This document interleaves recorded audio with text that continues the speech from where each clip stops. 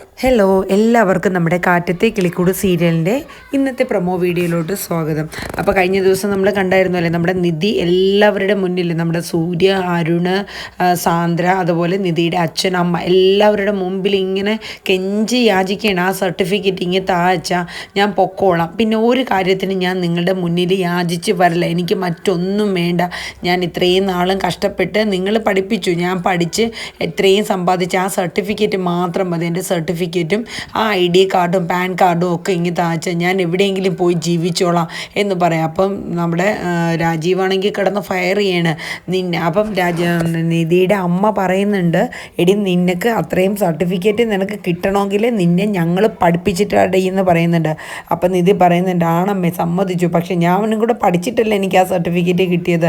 എൻ്റെ സ്വപ്നങ്ങൾ, എൻ്റെ ഭാവി, ഇതെല്ലാം എനിക്ക് ഇനിയും നല്ല രീതിയിൽ പഠിച്ച് അല്ലെങ്കിൽ നല്ല ജോലി, നല്ല പൊസിഷൻ, കാരണം എന്ന് വെച്ചാൽ നിധി നല്ല പഠിക്കുന്ന റാങ്ക് ഹോൾഡറാണ്. അപ്പോൾ ആ രീതിയിൽ പഠിച്ച് അത്രയും നല്ല ജോലിയും മറ്റുമൊക്കെ നേടാനുള്ള കഴിവ് ആ കുട്ടിക്കുണ്ട്. അപ്പോൾ അതുകൊണ്ടാണ് ആ ഒരു ഇത്രയും വലിയ ആ ഒരു വീട്ടിൽ നിന്ന് ഇത്രയും അച്ഛൻ, അമ്മ, ചേട്ടൻ, ഏട്ടത്തിയമ്മ എല്ലാം കളഞ്ഞ് ഈ ഒരു കല്യാണം വേണ്ടെന്ന്. കാരണം എന്ന് വെച്ചാൽ ഒരു വീട്ടമ്മയായിട്ട് ഒതുങ്ങി കൂടുക എന്നുള്ളതല്ല, ആ കുട്ടിക്ക് ഇനിയും പഠിച്ച് ഇത്രയും നാളും അവർ പറയുന്ന അനുസരിച്ച്, അവർ പറയുന്ന സ്ഥലത്ത് അവർ പറയുന്ന പോലെ എല്ലാം ആയിട്ടാണ് ആ നിധി ജീവിച്ചത്. പക്ഷേ ഈ ഒരു കാര്യത്തിൽ ആ കുട്ടിക്ക് എന്ത് ചെയ്യണമെന്ന് അറിയണ്ടേ, ഇവിടെ നിന്ന് രക്ഷപ്പെടാനുള്ളൊരു മാർഗം, വേറൊരു രീതിയിൽ അത് അതിൻ്റെ ജീവനെടുക്കാനോ ഒന്നും അല്ല ശ്രമിച്ചത്, ഇവിടെ നിന്ന് രക്ഷപ്പെടുക എന്നുള്ളത് മാത്രം മനസ്സിൽ കരുതിയിട്ടാണ് സുധീഷിനെ വിശ്വസിച്ച് സുധീഷിൻ്റെ കൂടെ പോയത്. പക്ഷേ ചില സാഹചര്യങ്ങൾ കൊണ്ട് അവർക്ക് രജിസ്റ്റർ മാരേജ് ചെയ്യേണ്ടി വന്നു എന്നുള്ളതാണ്. അവളല്ലാണ്ട് മനസ്സുകൊണ്ട് ഒരിക്കലും അച്ഛനും അമ്മയും വഞ്ചിക്കുകയൊന്നും ചെയ്തില്ല. പക്ഷേ അത് അവർക്ക് മനസ്സിലാവണ്ടേ. അവർ നോക്കുമ്പോൾ ഒരു ഡ്രൈവറുടെ കൂടെ ഒളിച്ചുകൂടി പോവാണ്, അവരുടെ മുന്നിൽ കൺമുന്നിൽ വെച്ച് കല്യാണം കഴിക്കണു, അതൊക്കെയാണ് അവരും കാണുന്നത്. അങ്ങനെ കാര്യങ്ങളൊക്കെ ഇങ്ങനെ സംസാരിച്ചുകൊണ്ടിരിക്കുന്നിടയിൽ രാജീവ് പറയുന്നുണ്ട്, നീ എന്തൊക്കെ പറഞ്ഞിരുന്നാലും ശരി നിധി, നീ ഈ സർട്ടിഫിക്കറ്റുമായിട്ട് നീ ഇവിടെ നിന്ന് പോവില്ല എന്നുള്ളതൊക്കെ പറയുന്നു. അവസാനം നിധി കിടന്ന് ഇങ്ങനെ പറയണ, എൻ്റെ സർട്ടിഫിക്കറ്റ് താച്ച. എന്നിട്ട് അരുണിൻ്റെ അടുത്ത് പറയുന്നുണ്ട്, എല്ലാവരുടെ അടുത്തും കെഞ്ചി ചോദിക്കുന്നുണ്ട്. അവസാനം നിവർത്തി കേട്ട് രാജീവ് പറയുന്നുണ്ട്, കൊച്ചു കുട്ടികൾ കരയണ പോലെ നീ ഇങ്ങനെ വാവിട്ട് കരയില്ലേ. എന്നിട്ട് അരുണിൻ്റെ അടുത്ത് പറയുന്നുണ്ട്, നീ പോയി അവളുടെ സർട്ടിഫിക്കറ്റും അവളുടെ ആധാർ കാർഡും പാൻ കാർഡും എല്ലാം സകലതും എടുത്തുകൊണ്ട് വരാൻ പറയണം. അപ്പം നിധിക്ക് ഉള്ളിലൊരു ആശ്വാസമാണ്, അച്ഛൻ തരാൻ വേണ്ടിയിട്ടായിരിക്കും ഇത്രയും കിടന്ന് പറഞ്ഞിട്ട് ചിലപ്പോൾ എൻ്റെ കയ്യിൽ തരാൻ വേണ്ടിയിട്ടാണ് എന്നുള്ള ആശ്വാസത്തോടു കൂടി നിധി ഇരിക്കുക കേട്ടോ. അപ്പോൾ അരുൺ എല്ലാം എടുത്തുകൊണ്ട് വന്ന് ഇങ്ങനെ കൊണ്ടുപോകാൻ ഫയല് പറഞ്ഞതും നിധി ഓടി ചെന്ന് ആ ഫയല് വാങ്ങാൻ ശ്രമിക്കണം. അപ്പോൾ അരുൺ അങ്ങ് തട്ടി മാറടി എന്ന് പറയും. അപ്പോൾ എന്നിട്ട് നേരെ അച്ഛൻ്റെ കയ്യിൽ കൊടുക്കുകയാണ് അരുൺ. എന്നിട്ട് രാജീവ് ആ സർട്ടിഫിക്കറ്റ് എടുക്കുക. എന്നിട്ട് നിധിയെടുത്ത് പറയാനായിട്ട് പറഞ്ഞ നിധി വീണ്ടും കെഞ്ചി ചോദിക്കുകയാണ്, അച്ഛാ എൻ്റെ സർട്ടിഫിക്കറ്റ് ഇങ്ങ് താ അച്ഛാ, ഞാൻ അതും കൊണ്ട് പൊക്കോളാം, ഞാൻ ഇനി ഒന്നും ചോദിച്ച് ഞാൻ ഈ വീട്ടിൽ വരില്ല, എൻ്റെ സ്വപ്നങ്ങളാണ് അച്ഛാ ഈ സർട്ടിഫിക്കറ്റ് എന്ന് പറയണം, അച്ഛൻ താ അച്ഛാ എന്ന് പറഞ്ഞ് കരഞ്ഞ് യാചിക്കുകയാണ്.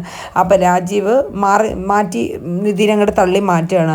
എന്നിട്ട് രാജീവ് പറയുന്നത്, നിനക്ക് 2 ഓപ്ഷൻ ഞാൻ തരാണ്, നിനക്ക് ഈ സർട്ടിഫിക്കറ്റ് വേണമെങ്കിൽ ഞങ്ങൾ പറയുന്ന കേട്ട് ഈ വീട്ടിൽ നീ നിൽക്കുക, അതല്ല എന്നുണ്ടെങ്കിൽ നീ ഇവിടെ നിന്ന് പൊക്കോളാം, ഇതിലേതെങ്കിലും 2 ഓപ്ഷൻ നീ തിരഞ്ഞെടുത്തോളാം, 5 മിനിറ്റത്തെ സമയം ഞാൻ തരുമെന്ന് പറയാണ്. എന്നിട്ട് നിധിക്ക് എന്ത് ചെയ്യണം, എന്ത് പറയണമെന്ന് അറിഞ്ഞൊരു കാര്യം എന്ന് വെച്ചാൽ ഇവിടെ നിന്ന് കഴിഞ്ഞാൽ ഇത്രയും കഷ്ടപ്പെട്ട് ഇതൊക്കെ ചെയ്ത് എന്തിനാ എന്നുള്ള ഒരു തോന്നലായിപ്പോൾ.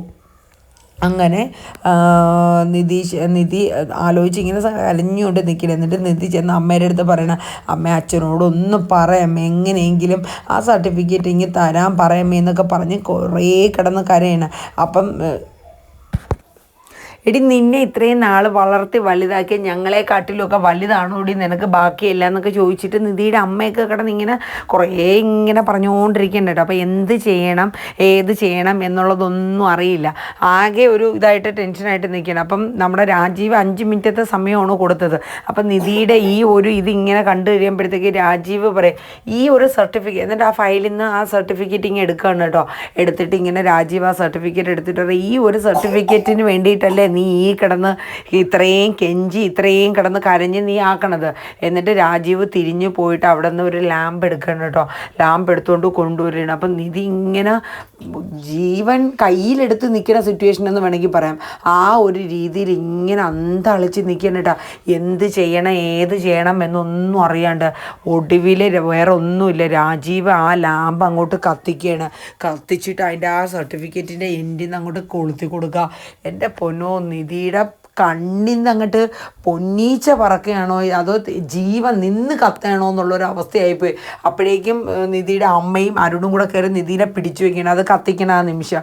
ആ കുട്ടി തകർന്നു പോണ ഒരു സിറ്റുവേഷനാട്ടോ. എന്ത് ചെയ്യണം ഏത് ചെയ്യണമെന്നൊന്നും അറിയാത്ത ഒരവസ്ഥയിൽ പൊട്ടി അലറിക്കിടന്നങ്ങ് വിളിക്കാനില്ല, മരണവെപ്രാളം എടുക്കും കണക്ക്.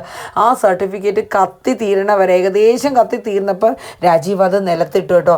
അവസാനം നിധി രണ്ട് കൽപ്പിച്ച് അവരെ കൈയൊക്കെ തട്ടി മാറ്റി ചെന്ന് ആ സർട്ടിഫിക്കറ്റ് കെടുത്താൻ നോക്കണം. പക്ഷെ അപ്പോഴേക്കും അത് മൊത്തം കത്തി ചാരം പോലെ ആയിക്കഴിഞ്ഞു കേട്ടോ. എന്ത് ചെയ്യണമെന്ന് പറഞ്ഞിട്ട് പൊട്ടി വിങ്ങി നെഞ്ച് പൊട്ടി കരയാട്ടോ. നമുക്ക് ആ സീനൊക്കെ ഭയങ്കര ഒരു സീനാട്ടോ. അങ്ങ് പൊട്ടി കരയാനായിട്ട് എല്ലാവരും ഒരു നിമിഷം ഇരിക്കുക കേട്ടോ. ആ നിമിഷം നിധി എഴുന്നേറ്റിട്ട് പറഞ്ഞു, ഇത്രയും ക്രൂരമായിട്ട് നിങ്ങൾക്ക് പെരുമാറാൻ കഴിയുമെന്ന് ഞാൻ കരുതിയില്ല. ഞാൻ ഇന്ന് പറയണേ, എൻ്റെ ജീവിതത്തിൽ നിങ്ങൾ എന്താ പറഞ്ഞത് പോലീസ് സ്റ്റേഷനിൽ വെച്ച് എൻ്റെ മകളെ മരിച്ചതായിട്ട് ഞാൻ കണക്കാക്കിയെന്ന്. പക്ഷെ ഞാൻ ഇന്ന് പറയണേ, എൻ്റെ ജീവിതത്തിൽ ഇനി എനിക്ക് അച്ഛനോ അമ്മയോ ഏട്ടനോ ആരും തന്നെ എനിക്കില്ല. എൻ്റെ ജീവിതത്തിലൊന്നുമില്ല. ഈ ഒരു നഷ്ടം നിങ്ങളുടെ ജീവിതത്തിൽ നിങ്ങൾ കുറിച്ച് വെച്ചോളൂ. നിങ്ങളെ ഈ നഷ്ടത്തിൻ്റെ വില ഒരു നാൾ എനിക്ക് നിങ്ങൾ തരേണ്ടി വരും എന്ന് പറയണം കേട്ടോ. അപ്പോഴേക്കും നിധിയുടെ അമ്മ, നീ ആരോടാടി കതിർത്ത് സംസാരിക്കണേന്ന് ചോദിക്കുകയാണ്. അപ്പം നിങ്ങൾ മിണ്ടരുത്, നിങ്ങൾ ഒരു അമ്മയാണോ? ഒരു മകളുടെ ഭാവി കത്തി എരിയണത് കണ്ട് നിന്നൊരു അമ്മയാണ് നിങ്ങളെന്ന് പറഞ്ഞിട്ട് നിധി അമ്മയുടെ അടുത്തും കിടന്ന് ദേഷ്യപ്പെട്ടേനെ കേട്ടോ. എന്നിട്ട് രാജീവിൻ്റെ അടുത്ത് കുറേ അങ്ങ് പറയണ്, എനിക്ക് ഇന്നത്തോടു കൂടി എൻ്റെ ഈ കുടുംബം എല്ലാം ഞാൻ ഉപേക്ഷിക്കുകയാണ്. നിങ്ങളെല്ലാവരും എൻ്റെ ഈ ഒരു നഷ്ടം നിങ്ങളെ എപ്പോഴെങ്കിലും തിരുത്തി അറിഞ്ഞ് നിങ്ങൾ ഒരു നാളെ എന്നെ തേടി വരും. ഞാൻ ഇനി അതുവരെ കാത്തിരിക്കാം, അതുവരെ ഞാൻ ഈ വീട്ടിൽ നിങ്ങൾക്ക് കാലുകുത്തില്ല എന്ന് പറഞ്ഞിട്ട് ഞാൻ പോവാണ് എന്ന് വെച്ചാൽ മനസ്സങ്ങ് മരവിച്ചൊരവസ്ഥയിലായിപ്പോയി നിധി. എന്നിട്ട് രാജീവിൻ്റെ അടുത്ത് പറയുന്നുണ്ട്, ഈ കത്തിയെ ചാര എടുത്ത് നിങ്ങൾ വെച്ചോളാൻ പറഞ്ഞത്, നിങ്ങളുടെ മകൾ മരിച്ചതായിട്ട് കണക്കാക്കി ആ ചാര നിങ്ങളുടെ അടുത്ത് വെച്ചോളാൻ പറയുന്നുണ്ട്. അപ്പോൾ രാജീവ് പറയുന്നുണ്ട്, നിൻ്റെ വാക്കുകളൊക്കെ അതിര് കിടക്കണമെന്ന് പറയുന്നുണ്ട്.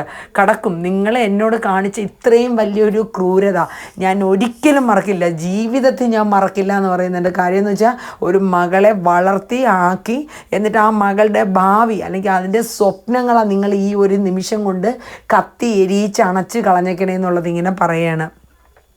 അങ്ങനെ കാര്യങ്ങളൊക്കെ എന്താണ് ഏതാണ് എന്നുള്ളതൊന്നും അറിയില്ല. അങ്ങനെ കാര്യങ്ങളൊക്കെ ഏകദേശം എല്ലാവരും ബ്ലിങ്ക് അടിച്ച് ഇങ്ങനെ നിൽക്കുകയാണ്. നിധി മരിച്ച അവസ്ഥയിലാണ്, എന്ത് ചെയ്യണമെന്ന് പറഞ്ഞില്ല. എന്നിട്ട് നിധി, ഞാൻ ഇവിടെ നിന്ന് പോവാമെന്ന് പറഞ്ഞിട്ട് ഇറങ്ങി പോകുമ്പോഴത്തേക്ക് അങ്ങനെ ഞങ്ങൾക്ക് നിന്നെ വിടുകോടിയെന്ന് ചോദിച്ചിട്ട് നിധിയുടെ അമ്മ കയറി പിടിക്കുക, അരുണിൻ്റെ അടുത്തും പറയും പിടിക്കുക. എന്നിട്ട് പറയുന്നുണ്ട്, വിട എന്നെയെന്ന് പറയുന്നുണ്ട്, നീ ആരോടെ കതിർത്ത് സംസാരിക്കണേന്ന് പറയുന്നുണ്ട്. ആരോടെ, നിങ്ങളൊരു അമ്മയാണോ എന്നൊക്കെ ചോദിച്ച് നിധി വീണ്ടും ഫയർ ചെയ്യുന്നുണ്ട്. അപ്പം നിധിയുടെ അമ്മ പറയുന്നുണ്ട്, നിർത്തടി എന്ന് പറഞ്ഞിട്ട് അടിക്കാനായിട്ട് കൈ അങ്ങ് ഓങ്ങുക നിധിയുടെ അമ്മ. അപ്പോഴേക്കും നിധി ആ കൈ അങ്ങ് തടുത്തിട്ട് തള്ളി അങ്ങ് മാറ്റുകയാണ്. എന്നിട്ട് നിധിയുടെ അമ്മ പറയുന്നുണ്ട്, നിന്നെ പ്രസവിച്ചതിൽ ഞാൻ ഇന്ന് നാണം കെടാടി എന്ന് പറഞ്ഞു, നിന്നെപ്പോലെയുള്ളൊരു മകളെയാണല്ലോ ഞാൻ പ്രസവിച്ചത് എന്ന് പറഞ്ഞിട്ട് നിധിയുടെ അമ്മ നാണം കെടാണ് കേട്ടോ. അപ്പോൾ എന്താ ഏതാണെന്നൊന്നും ഒരു പിടുത്തം കിട്ടില്ല. അത് കഴിഞ്ഞിട്ട് പിന്നീട് കാണിക്കുന്ന രംഗം എന്ന് പറയുന്നത്, നിധി അവിടെ നിന്ന് ആ പേഴ്സോ മൊബൈൽ എന്തോ കൊണ്ടുവന്നതോ എടുത്തുകൊണ്ട് നിധി അവിടെ നിന്ന് ഇറങ്ങുകയാണ്. ആ സമയം നിധിയുടെ അമ്മയും സാന്ദ്രയും അരുണും സൂര്യ എല്ലാവരും കൂടെ, നിധി നീ പോവല്ലേ എന്ന് പറഞ്ഞിട്ടാക്കണം. അപ്പോഴേക്കും നിധി ഗേറ്റ് തുറന്നിങ്ങി കടന്നു. അപ്പം നിധീഷ് അവിടെ നിൽക്കുകയാണ്. അപ്പം നിധിയുടെ അമ്മ പറയുന്നുണ്ട്, അരുണെ പോയി പിടിച്ചോണ്ട് വാടാ അവളെ എന്ന് പറഞ്ഞ് പോകണം. അപ്പോഴേക്കും അരുണും സൂര്യൻ ഗേറ്റിൻ്റെ അവിടെ വരണം. അപ്പം നിധീഷ് അവിടെ നിൽക്കുന്നുണ്ടിട്ട് അരുൺ അങ്ങോട്ട് ചാടി, ഇതാരടി അവൻ എന്തിനാടി നീ കൊണ്ടുവന്നതെന്ന് പറഞ്ഞാൽ അരുണിന് അറിയാമല്ലോ നിധീഷ് സുധീഷിൻ്റെ അനിയനാണെന്ന്. അവനെ തല്ലാനായിട്ട് ചിലടത്ത് നിധി അങ്ങോട്ട് കയറി അങ്ങ് തടയണം കേട്ടോ. വിടാനല്ലേ പറഞ്ഞത്, അവനെ വിട് നിങ്ങൾ. എന്നിട്ട് പറയണേ, നിനക്ക് ഈ കുടുംബത്തിനെക്കാട്ടിലും വലുത് ഈ അലവലാദികളൊക്കെയാണ് ലേഡി എന്ന് പറയാം. നിങ്ങളെക്കാട്ടിലും ഈ അന്തസ്സുള്ള നിങ്ങളെ കുടുംബത്തിനെക്കാട്ടിലും എന്തുകൊണ്ട് യോഗ്യത എവർക്കും അവരെ കുടുംബത്തിനും അവരെ വീടിനുണ്ട്. നിങ്ങൾ ഈ വീട്ടിൽ ജനിച്ചു പോയല്ലോ എന്നുള്ളതെന്നൊക്കെ പറഞ്ഞിട്ട് നിധി അരുണിൻ്റെ മെക്കിട്ടങ്ങ് കയറാണ്. വീണ്ടും അരുൺ അവനെ തല്ലാൻ പോയപ്പോൾ മാറി നിൽക്കാനല്ലേ നിങ്ങളോട് പറഞ്ഞത് എന്നൊക്കെ പറഞ്ഞ് നിധി അരുണിനെ അങ്ങോട്ട് തള്ളി മാറ്റിയാണ്. എന്നിട്ട് പറയുന്നുണ്ട് വലിയ അന്തസ്സുള്ള ഒരു കുടുംബക്കാർ. അപ്പോൾ കുറച്ച് അടുത്ത റോഡിലുള്ളവരൊക്കെ ഇങ്ങനെ നോക്കിക്കൊണ്ട് നിൽക്കുകയാണ്. നിധി ഇങ്ങനെ കരഞ്ഞ് പറയണത്. അപ്പം നമ്മുടെ സൂര്യ അതിൻ്റെ ഇടയിൽ നിധി നീ ഓർത്തോണം, ഇത്രയും നല്ല അന്തസ്സും ആഭിജാത്യവും ഒക്കെ ഉള്ള കുടുംബം എല്ലാം ഉപേക്ഷിച്ച് പിന്നെ എന്നെ ഉപേക്ഷിച്ച് പോണത് നിനക്ക് നല്ലതിനാണോ എന്ന് നീ ഓർത്തോ എന്ന് പറയുന്നുണ്ട്. ഇത് കേട്ടപ്പോൾ താൻ പോടോ എന്ന് പറഞ്ഞിട്ട് നിതീഷിൻ്റെ കൈ പിടിച്ചുകൊണ്ട് അങ്ങ് നടക്കുകയാണ്. ഇത് കണ്ടപ്പോൾ നിതീഷിന് വല്ലാത്തൊരു എന്താ എന്ന് വെച്ചാൽ കുടുംബം ഇങ്ങനെ ഇത്രയും അവരെ മുമ്പിൽ അവരെ കുടുംബം നിധി അത്രയും ഇതായിട്ട് പറഞ്ഞ് ആ കൈ പിടിച്ചു പോയപ്പോഴേ നിതീഷിന് വല്ലാത്തൊരു ഇതായി. അപ്പം പിന്നെ ഒന്നുമില്ല, നിധി പിന്നെ അവിടെ നിന്ന് ഇറങ്ങുകയാണ്. കരഞ്ഞ് അങ്ങ് ഏങ്ങി കരഞ്ഞ് റോഡിൽ നടക്കണം. അപ്പം നിതീഷ് പറയുന്നുണ്ട് ഏട്ടത്തിയമ്മ കരയില്ലേ പ്ലീസ്, എല്ലാവരും ശ്രദ്ധിക്കുന്നുണ്ട്, നമുക്ക് ആ ബസ് സ്റ്റോപ്പിൽ പോയിരിക്കുക എന്ന് പറഞ്ഞിട്ട് നിധീനെ ആ ബസ് സ്റ്റോപ്പിൽ കൊണ്ടിരുത്താം കേട്ടോ. കൊണ്ടിരുത്തി കഴിഞ്ഞിട്ട് നിതീഷ് പറയുന്നുണ്ട് എന്താ സംഭവിച്ചത്, ഞാൻ പോയി വെള്ളം മേടിച്ചുകൊണ്ട് വന്നിട്ട് ഒരു കുപ്പി വെള്ളം കൊണ്ടുവന്ന് മുഖമൊക്കെ കഴുകാൻ പറയുന്നുണ്ട്. എന്നിട്ട് നിധി നടന്ന കാര്യമൊക്കെ പറയുന്നുണ്ട്. അവസാനം നിതീഷ് കരയുക കേട്ടോ. അപ്പോൾ നിധി കരച്ചിൽ നിർത്തിയിട്ട് പറയണേ നീ എന്തിനാണ് കരയണേ, ചേട്ടത്തി കരച്ചിൽ നിർത്തി, ഏട്ടത്തി കരയണ കണ്ടിട്ട് എനിക്ക് സഹിക്കാൻ പറ്റുന്നില്ല. കാരണം അവൻ അത്രയ്ക്ക് ഇഷ്ടമാണ്, അവൻ്റെ ഒരു അമ്മയ്ക്ക് തുല്യമായിട്ടാണ് നിധീനെയൊക്കെ കാണുക. എന്നുവെച്ചാൽ അവൾ ഇത്രയും ഏങ്ങി കരയുമ്പോൾ പിന്നെ ആർക്കായാലും നമുക്ക് തന്നെ സഹിക്കാൻ പറ്റുന്നില്ല. അതിൻ്റെ സ്വപ്നങ്ങൾ, എൻ്റെ ജീവിതം എല്ലാം അവർ ഒരു നിമിഷം കൊണ്ട് കത്തിച്ച് കളഞ്ഞു നിതീഷ്. ഞാനൊരു സ്വന്തം മകളാണെന്ന് പോലും അവർ ഓർത്തില്ല.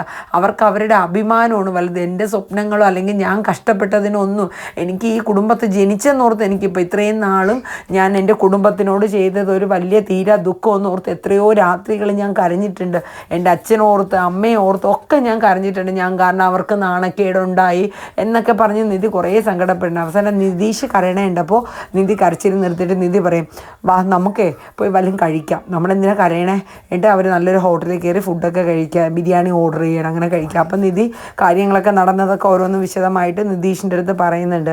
നിതീഷ് സമാധാനിപ്പിക്കുന്നുണ്ട്. അതിൻ്റെ ഇടയിൽ ഹരീഷ് വിളിക്കുന്നുണ്ട് എന്തായി ഇറങ്ങിയോ. അപ്പോൾ ചേട്ടാ ഞങ്ങൾ ഫുഡ് കഴിക്കാൻ കയറിയിരിക്കുക ഇറങ്ങുക. ഹരീഷ് പറയുന്നത് ഏട്ടത്തി അമ്മയ്ക്ക് കാറ് വേണമെങ്കിൽ ബുക്ക് ചെയ്യാം, ബസ്സിൽ വരാൻ ബുദ്ധിമുട്ടുണ്ടെങ്കിൽ. അപ്പം നിതീഷ് പറയുന്നുണ്ട് ഞാൻ എന്തെങ്കിലും ഉണ്ടെങ്കിൽ വിളിക്കാട്ടാന്ന് പറഞ്ഞ് വെക്കുന്നു. എന്നിട്ട് നിധിയോട് ചോദിക്കുന്നുണ്ട് ഹരീഷേട്ടൻ ചോദിച്ചു കാറ് വേണമെങ്കിൽ ബുക്ക് ചെയ്യാമെന്ന്. അപ്പം നിധി പറഞ്ഞു വേണ്ട നമുക്ക് ബസ്സിൽ പോകാമെന്ന് പറയുന്നു. ആ സമയം സുധീഷ് നിധിയെ വിളിക്കുകയാണ്. അപ്പം നിധി ഫോൺ എടുത്തിട്ട് കാര്യങ്ങളൊക്കെ പറയുന്നുണ്ട്. അപ്പം സുധീഷിന് വലിയ സന്തോഷമായി. അവിടെ നിന്ന് ഇറങ്ങി ഇങ്ങോട്ട് തിരിക്കുക എന്ന് അറിഞ്ഞു കഴിഞ്ഞപ്പോൾ. അപ്പം നിധി വരാം പിന്നെ എങ്ങോട്ടാണ് പോകണേന്ന് ചോദിച്ചു. അപ്പോൾ സുധീഷിന് വലിയ സന്തോഷമായി വരണം. സർട്ടിഫിക്കറ്റ് കിട്ടുമെന്ന് ചോദിച്ചു ഇല്ലയെന്ന് പറഞ്ഞു. അതെന്താ ഞാൻ വന്നിട്ട് പറയാം സുധീഷ് എന്നൊക്കെ പറഞ്ഞിട്ട് ഫോൺ വെക്കണം, അതെ സൂക്ഷിച്ച് പറഞ്ഞു എന്നൊക്കെ പറയുന്നുണ്ട്. അപ്പോൾ ഇത്രയും പറഞ്ഞു കഴിഞ്ഞിട്ട് പിന്നെ നിധി വേറെ ഒന്നും ഇങ്ങനെ പറയുകയോ അല്ലെങ്കിൽ അങ്ങനത്തെ കാര്യങ്ങളൊന്നും പിന്നെ ഒന്നും ഡീറ്റെയിൽ ആയിട്ട് സുധീഷിനോട് പറയുന്നില്ല. എല്ലാം വന്നിട്ട് വിശദമായിട്ട് പറയാം എന്നുള്ള രീതിയിലാണ് നിധി സുധീഷിനോട് സംസാരിച്ചത്. അങ്ങനെ അവർ രണ്ടുപേരും നിതീഷ് ബിരിയാണിയൊക്കെ നിധിയുടെ പാത്രത്തിലോട്ട് കഴിയിട്ടിട്ട് നീക്കിയിട്ട് കൊടുക്കുന്നുണ്ട്. കഴിക്കേട്ടത്തി എന്ന് പറയുന്നുണ്ട്. അങ്ങനെ രണ്ടുപേരും കൂടെ കഴിച്ച് അവരവിടെ ഇറങ്ങുന്ന സീനാണ്. അത് കഴിഞ്ഞ് സുധീഷിന് വലിയ സന്തോഷം, കാരണം നിധി തിരിച്ചു വന്നു എന്നറിഞ്ഞിട്ട്. അങ്ങനെ സുഭാഷിന് കൈയൊക്കെ താഴെയിടാന്ന് വെച്ചിട്ട് കാര്യം പറയുന്നത് നിധി ഇങ്ങോട്ട് വരാട്ടാ എനിക്ക് സന്തോഷമായി സമാധാനമായി ടെൻഷനൊക്കെ മാറി എന്നൊക്കെ പറയുന്നുണ്ട്. അങ്ങനെ കൈയൊക്കെ കൊടുത്ത് തുള്ളിച്ചാടി നടക്കുക. ആ ഒരു സീനൊക്കെയാണ് കാണിക്കുന്നത്. പിന്നെ പിറ്റേന്ന് കാണിക്കുന്ന കുറച്ച് പ്രമോയിൽ കാണിക്കുന്നുണ്ട് നിധി തിരിച്ച് പറഞ്ഞ വഴി ആ സൂര്യ വീണ്ടും കാണുന്നുണ്ട്.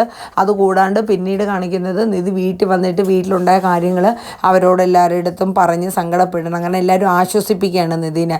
സങ്കടപ്പെടേണ്ട നിധി പോട്ടെ, എല്ലാം പോട്ടെ, നിനക്ക് ആരും ഇല്ല എന്നുള്ള ഒരു സങ്കടമൊന്നും പറയണ്ട എന്ന് പറഞ്ഞ് സുഭാഷൊക്കെ സമാധാനിപ്പിക്കും. ഞങ്ങൾ നിൻ്റെ അല്ലേ.